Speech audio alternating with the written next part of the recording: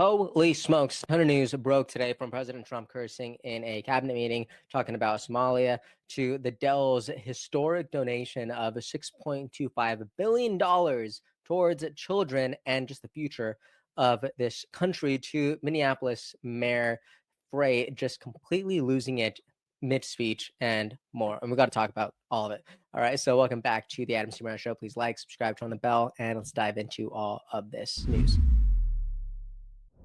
So this news broke today that Michael and Susan Dell just made a historic donation, $6.25 billion total, 25 million US children will all get a starting gift of $250 to an account that will give each child a head start to a financial future that actually is meaningful. Look at this. This contribution will fund $250 deposits for children ages 10 and under, expanding early access to investment accounts powered by Invest America.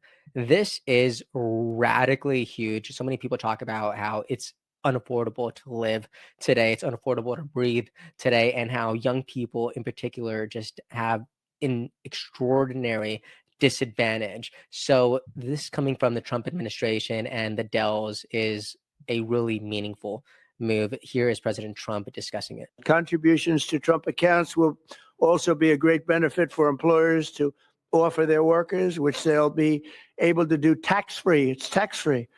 We expect hundreds of major companies to announce plans to contribute to these accounts in the coming months, and we've had tremendous interest in that regard. So the Trump accounts will be available starting on July 4th next year.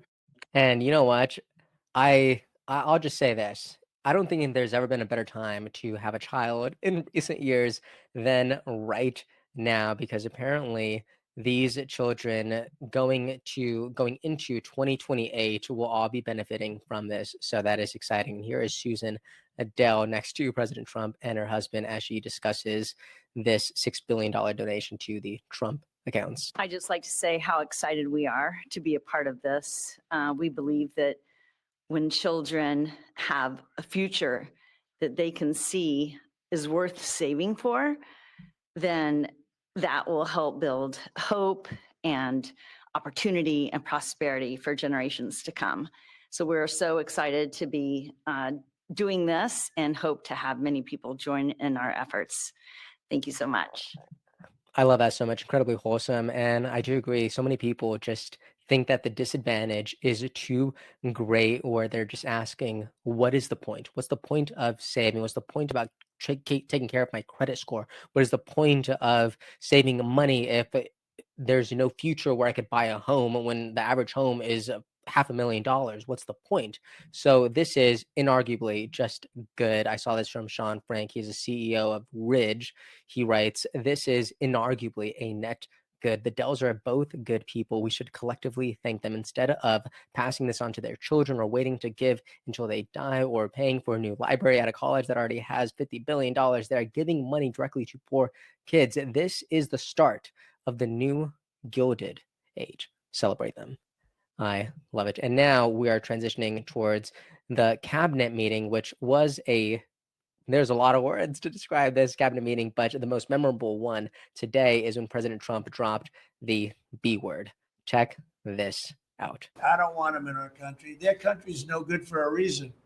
Their country stinks, and we don't want them in our country. I could say that about other countries too. We don't want them to hell. We have to rebuild our country. You know, our country's at a tipping point. We could go bad. We're at a tipping point.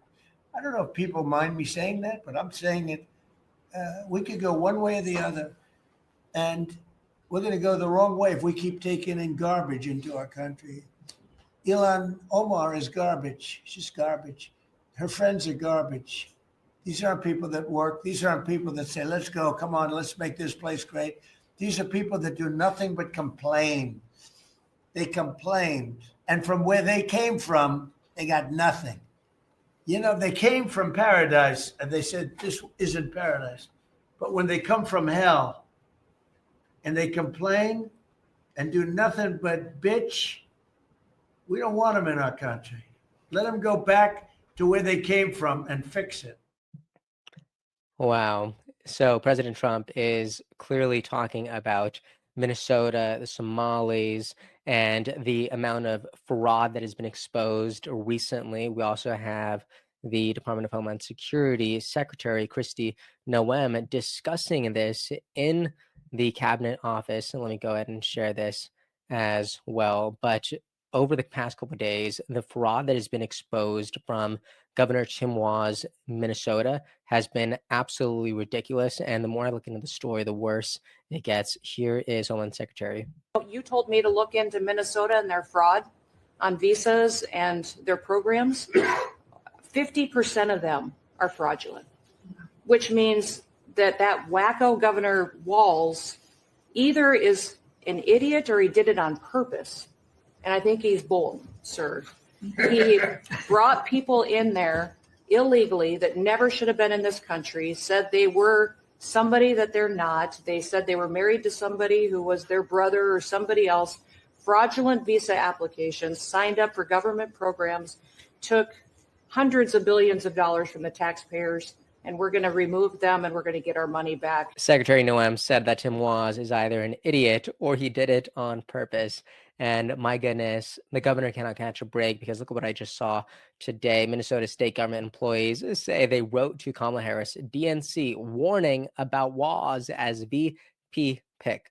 How terrible is it that a group of Minnesota state government employees said that they had a right to the vice president to sound the alarm of Tim Walz?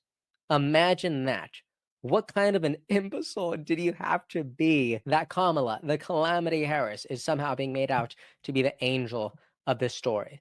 It is ridiculous. We tried our best to keep the public informed as our tweets are public. Maybe Kamala has turned a blind eye to fraud like her running mate. My goodness, look at that. If you wanted to read this for yourself, check this out. Scandal feeding our future, $250 million. Child care assistance program, $100 million.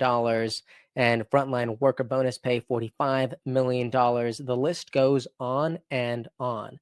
Look at this, from the Education Agency, DHS, Labor, HHS, DEED. Wow, my goodness, totaling $500 million. My goodness. A lot of people wanted the smoking gun, and well, guess what? Here you go. And what does a Minnesota mayor have to say about all this? Look at this. This looks like a direct response to Secretary Noem, because Minneapolis Mayor Frey says that he will not cooperate with ICE, and then starts speaking Somali. Check this out. It is unbelievable. That's not American. That's not what we are about.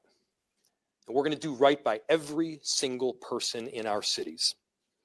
And so to our Somali community, Daman Shabka, Somalied Kunul, Minnesota, Garahan, Minneapolis, Waan, Kuji Janilahai, Waan, Ku Gereb, Taganahan. So listen, I know this may look like an episode of Parks and Rec, but it is our reality. Homeland Security responded to this in a quote tweet fashion. They say, calls enforcing the law as not American, immediately starts babbling in a foreign language, yet they fail to see the irony. And you know what? That is the Democratic Party in 2025, isn't it? The last thing I wanted to share is President Trump just posted something on Truth Social. It is a screenshot of a text message from Rand Paul. And I thought this was really interesting, because obviously these two haven't been on the same page, but it looks like now the tide might be turning. Rand Paul sent this text apparently saying, I know we have been at odds recently, but in your first term, you signed an executive order to legalize association health plans that allows individuals to buy collectively health insurance via Costco, Amazon, or Sam's Club. This collaboration brought us together and still holds the promise of lowering insurance premiums. It did not succeed because Dem AGs fought it in court.